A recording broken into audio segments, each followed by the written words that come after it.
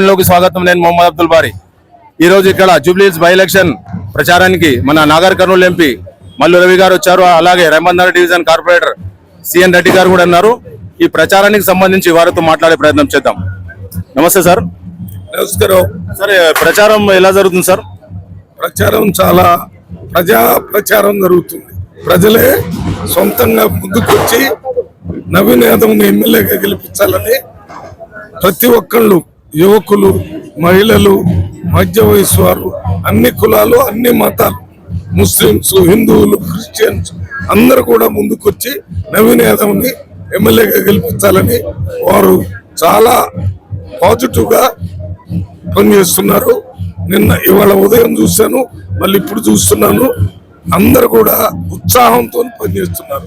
ఎందుకంటే నవీన్ యాదవ్ గాని, వారి తండ్రి గారు శ్రీశైలం యాదవ్ గాని ఇంతకుముందు ఎంపీ ఎమ్మెల్యే లేకపోయినా ఈ ఏదో జూబ్లీ హిల్స్ సంబంధించిన ప్రజా సమస్యలన్నింటినీ పరిష్కరించడానికి వారు ప్రజల తరపున పనిచేయటమే కాకుండా పోరాటాలు చేసిన చరిత్ర కూడా ఉంది.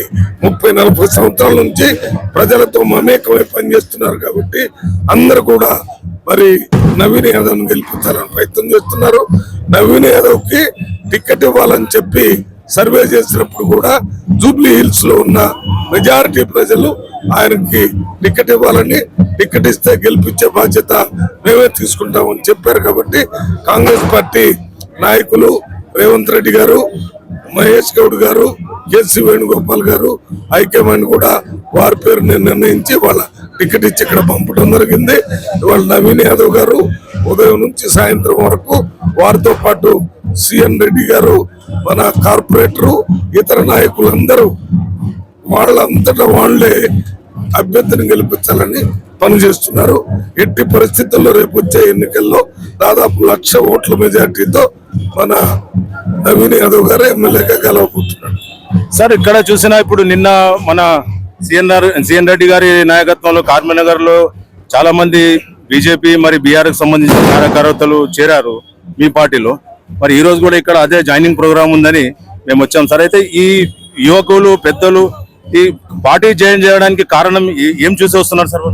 అంటే పార్టీలో ఎలక్షన్ ముందు జాయిన్ అవుతున్నారంటే ఈ నవీన్ యాదవ్ ని కాంగ్రెస్ పార్టీ అభ్యర్థిని గెలిపించాలనే నిర్ణయానికి వచ్చే ఇవాళ కాంగ్రెస్ పార్టీలో చేరుతున్నారు. ఇప్పుడు కొద్దిసేపట్లో నవీన్ యాదవ్ గారు కూడా ఇక్కడికి వస్తున్నారు.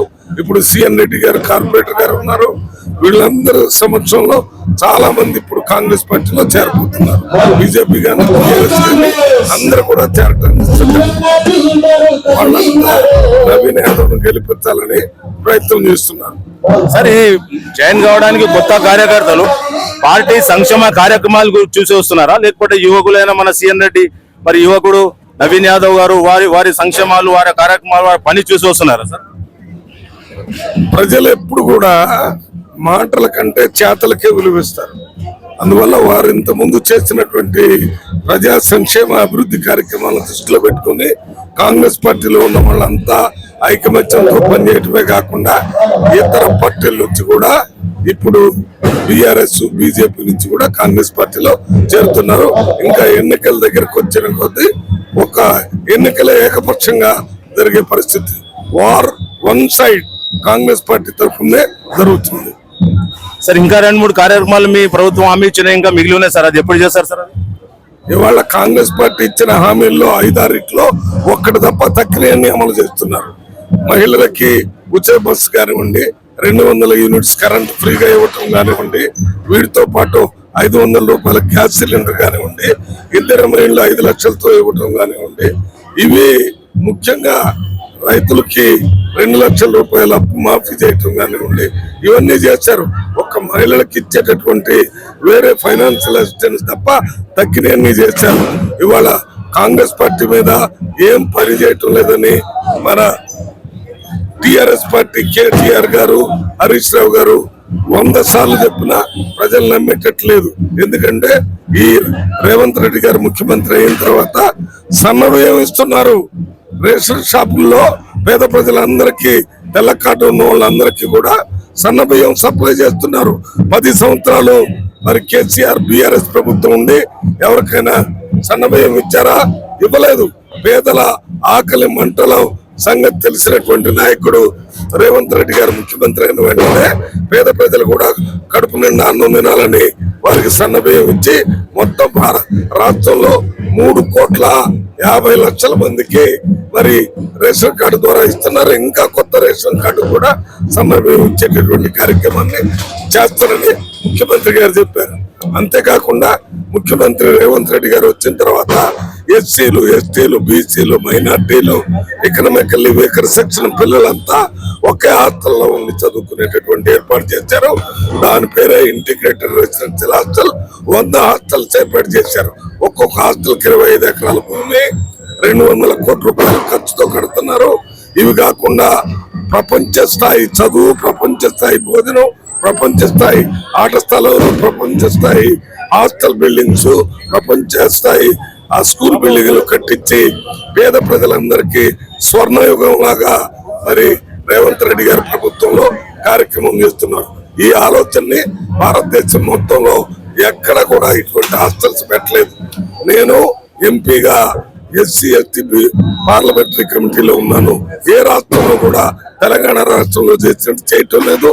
అందువల్ల ఇవాళ భారతదేశంలో మన క్యాస్ట్ సెన్సస్ చేసినటువంటి రాష్ట్రం కూడా కాంగ్రెస్ పార్టీలో రేవంత్ రెడ్డి గారి నాయకత్వంలో జరిగింది. మరి ఈ క్యాస్ట్ సెన్సస్ అయిన తర్వాత బీసీలకు 42% రిజర్వేషన్ ఇవ్వాలని అసెంబ్లీలో బిల్లు పెట్టి పాస్ చేసి మొన్న జీవో ఇచ్చి ఎన్నికల పెట్టాలని పెడితే హైకోర్టులో ఆగినా కూడా ఏ పరిస్థితి సుప్రీంకోర్టుకు వెళ్ళారు. సుప్రీంకోర్టులో కూడా రాలేదు. కాబట్టి ఏ పరిస్థితుల్లో 42% రిజర్వేషన్ తోనే బీసీలకు ఇచ్చి ఎన్నికలు పెట్టాలని రేవంత్ రెడ్డి కాంగ్రెస్ ప్రభుత్వం ప్రయత్నిస్తుంది. ఈ ఎన్నికల్లో మన అనిల్ యాదవ్ గెలిచినట్టయితే రాష్ట్ర ప్రభుత్వం నుంచి రావాల్సిన అన్ని సౌకర్యాలు వస్తాయి.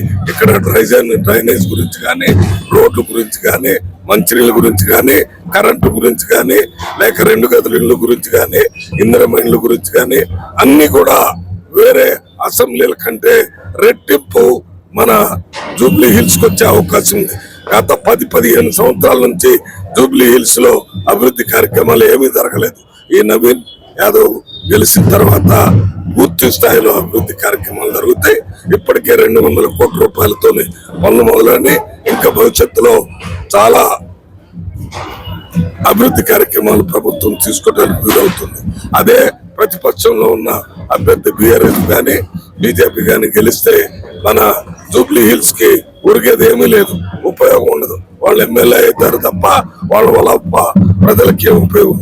అదే నవీన్ యాదవ్ ఎమ్మెల్యే అయితే ప్రజల తరఫున ముఖ్యమంత్రి రేవంత్ రెడ్డి గారితో మాట్లాడి, మంత్రులతో మాట్లాడి ఇక్కడ రావాల్సిన అభివృద్ధి కార్యక్రమాలన్నీ చేస్తారు. అందువల్ల ప్రజలందరూ పెద్ద మొత్తంలో మరి 1,00,000 మెజారిటీ కంటే దాటి కూడా ఓట్లు వచ్చేదిగా గెలిపిస్తే ఎంత మెజారిటీ వస్తే అంత ఎక్కువ అభివృద్ధి సంక్షేమ కార్యక్రమాలు ఇక్కడికి ఇవ్వడానికి కాంగ్రెస్ ప్రభుత్వం రేవంత్ రెడ్డి గారు సిద్ధంగా ఉంటారని ఓటర్ మహాశయులందరూ మీరే ఓట్లలో నిలబడ్డట్టు మీ అభివృద్ధిని, మీ సంక్షేమాన్ని మీరే నిర్ణయిస్తున్నారు.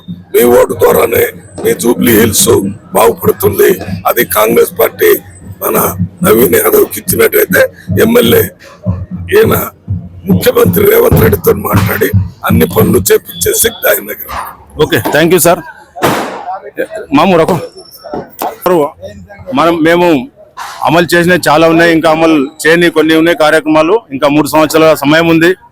మేము మొత్తం పూర్తిగా అమలు చేస్తాం. ఇంకా అమలు చేయని కూడా కొత్త కార్యక్రమాలు అమలు చేస్తున్నామని చెప్తున్నారు. హోప్ టుడే ఇండియా న్యూస్ తో కెమెరా